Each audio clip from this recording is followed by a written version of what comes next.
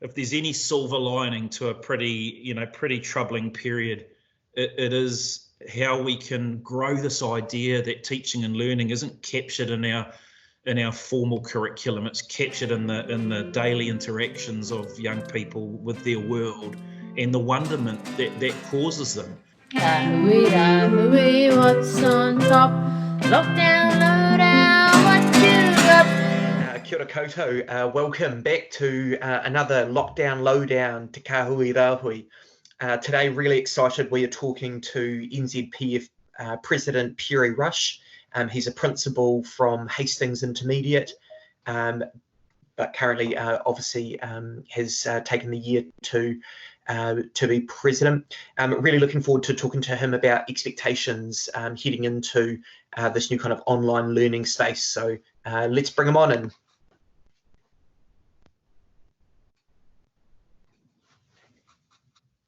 Morning, Perry. Hey, mate, how are you? Really good. How are you? Yeah, really good. I'm not sure why I've got a blurry background, but I have, but never mind. Hey, I think it adds a little bit of mystery. It's quite weird, isn't it? Yeah. I think to get rid of it, you click on your three dots and there'll be an unblurred background, but you don't have to. We can roll with the blur if you want. Let's do so I see, so you click on the three dots here. Yeah. So don't blur background. Oh, okay. Hey, look at that kitchen. Hey, there we go. Come on. How are you? I'm really good. I've had a couple of really nice days. It's been good. Although today's gotten like incredibly cold. Yeah. We've got a little bit of a chill on here, but I don't think we've quite had the southerly like you guys have. So yeah. Interesting. Are you back in the bay? Yep. Yeah. Oh, very nice. Yeah. Have a look north. Yeah. Hey, so we've been using these lockdown lowdown videos to get out there and talk to members about what a lockdown looks like for them. Yeah, of course. But I thought it was probably really good that we get together to film one of these to talk a little bit about some of the expectations that are emerging around what kind of at-home learning is going to be looking like over the next couple of weeks. Yeah, absolutely. And I know people who have read your NZPF post that you put out a couple of weeks ago. It really struck a chord, particularly around some of the counter narrative that seems to be emerging there around what is most important. Yeah, absolutely. So what do you see as kind of on top as we're moving into this week? Oh, look, I think firstly, we have to make sure that we've done some pretty good thinking about how we're attacking this week, and I think most people have. And so it's really about hitting our home learning plan with a really good sense of confidence about what we're expecting and what we're asking of our students and what we're asking of whānau. Because I think we have to remember that this challenge it's not about trying to replicate the classroom in the home. This is about doing something really different. And I hope something really beautiful, really connected to the opportunities that exist in the home, and in a way that's really human, that really respects the challenges that we are all experiencing. Teachers, mums, dads, whānau, kids. It's a big time of change and a big time of challenge for everybody. So being really human about how we deal with that is really important. Yeah. And so within this, the government has come to the party. They've invested $88 million in some supports to help schools and centres kind of like bridge that gap between those that are already well set up to move into that online space. And obviously, from my perspective, I'm always happy to see further investment into education. And particularly some of the things that they're doing are hopefully going to be there long after the lockdown piece. Yeah. How do we connect the fact that we should be celebrating investment with making sure that the investment doesn't become the be all and end all? I think we've just got to be really cognizant that in this move to provision homes with devices and build connectivity, both of which we're very grateful for. I mean, it's a fantastic resource, and we would want our young people in our country to have those resources available. But we have to remember that tech is not a panacea, and it's not a coherent pedagogy. And what we're really interested in, of course, is quality teaching and learning. And quality teaching and learning exists in the learning challenges that are engaging, that are exciting, that have a sense of possibility, that are obviously located within the resources that kids can connect to in their home, that build exciting and interesting conversations between mum and dad and students and their teacher. So it's considering what those are, I think is the opportunity. How tech supports that, of course, is a really good conversation. But we have to be clear that there are many homes that don't and still won't have those devices and that connectivity. So thinking about that sort of whole picture, the picture of a family that might be experiencing really significant crisis at this time, thinking about what happens in the learning day that doesn't add to that crisis, that provides some momentum for the young person, that gives them something to get their teeth into, that it's not boring and not crusty and is exciting, and that there's some sharing of that work so that they can feel that they're not isolated. That's really important. Yeah, actually, I think what you have touched on there around remembering the families that make up your community leads to another one of those key tensions where we've got, for really, really good reasons, people sharing what they're doing. Yeah.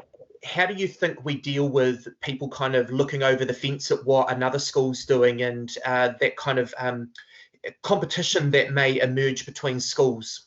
Yeah, and I've heard that a little bit. I've heard that there's sort of a growing sense of there being a competitive environment, and I think largely that comes from the wonderful generosity of teachers and principals and actually just sharing their plans.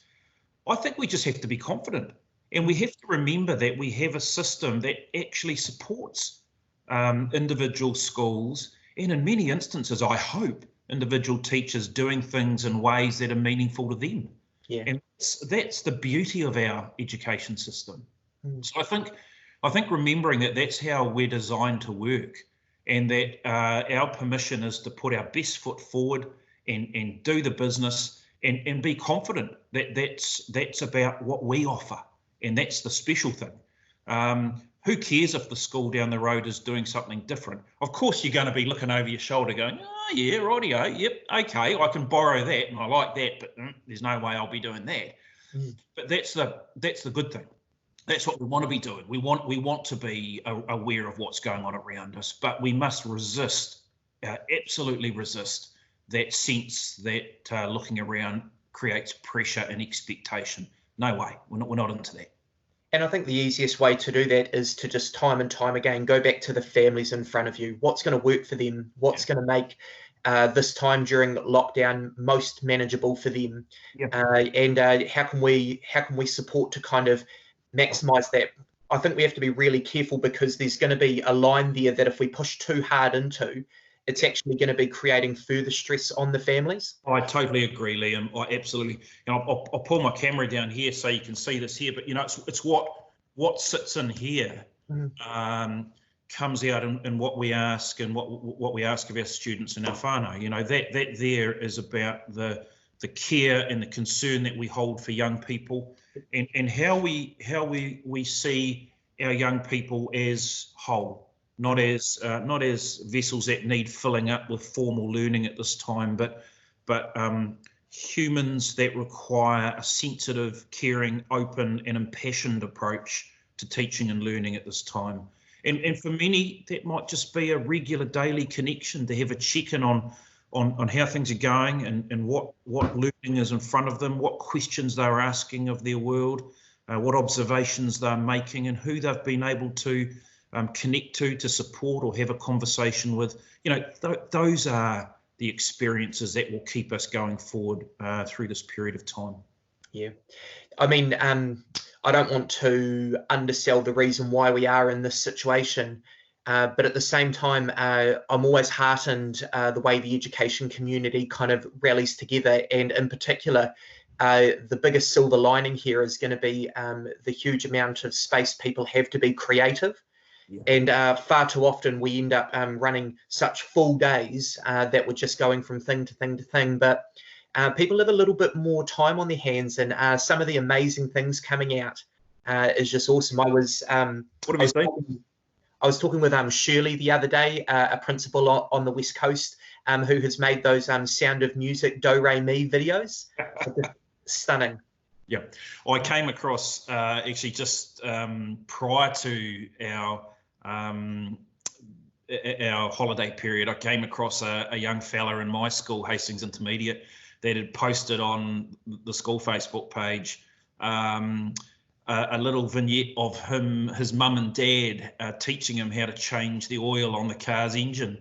And he's done a beautiful diagram. He's labelled it. He's captured the experience with some pics. He's reflected on it. He's got a little bit of mum and dad's voice in there. Oh my goodness, what a beautiful example of a piece of learning in the home that he's captured. He's learned something powerful and he's got excited about sharing it. And he's had some feedback from peers and from his teacher, and perfect. And I don't know about your local curriculum at school, but we don't do an awful lot of engine oil changing at Ross Intermediate. This is the opportunity. That's right. Is the opportunity. You know, like I think if there's any silver lining to a pretty troubling period, it is how we can grow this idea that teaching and learning isn't captured in our formal curriculum. It's captured in the daily interactions of young people with their world and the wonderment that causes them. And how do we harness that? How do we grab that and then grow that? Love it. Hey, the last thing we do at these videos is we move into the lightning round, where I've got some quite quick questions for you. Come on then. First one is, what's your approach to dress code during the lockdown? Oh, look, I dressed up today with my Superdry, but you got to have bare feet. I'm not like the minister the other day who was interviewed on TV with his tie and his jacket on and his shorts on. I understand on the lower half, but no, it's bare feet for me. Bare feet, jeans, all good. And what have you got planned for dinner tonight? Doing nachos tonight, so nice nachos with decent beans, decent chili con carne on top, and good family food. Very nice. And the last one, what's your kind of practical tip to make working from home doable? I think just keep it real. And I don't think it's a matter of sitting down at a start time and finishing at a finish time. You've got kids in the house. You've got tempting opportunities to also support your holder. And I think it's keep it real. Focus on what you can do, and when your mind turns to the refrigerator or a walk, you do that, and then you reconnect with your work again. This is a really interesting time, isn't it? And I think we just want to be as generous as we can be with ourselves and with each other to support what's taking place, and also support ourselves too. That's important. Awesome. Hey, Perry, thank you so much for your time this morning. That's been absolutely gold. Great, Liam. Take care. Ka kite.